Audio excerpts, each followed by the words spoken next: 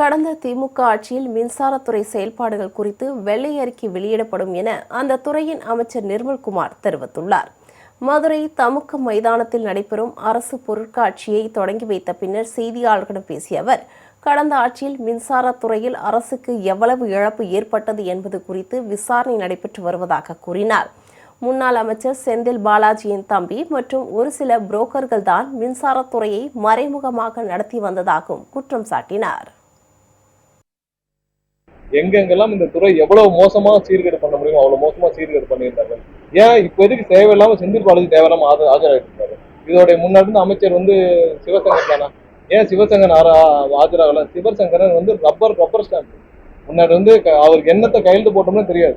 சிவசங்கர் கூப்பிட்டு வச்சு கடந்த 2 வருஷமா நீங்க இருந்தீங்களே, அமைச்சரா இருந்தீங்களே மின்சாரத்துறைக்கு, உங்களுக்கு பதில் செந்தில் பாலாஜி பதில் சொல்லிட்டு இருக்கிறாரு.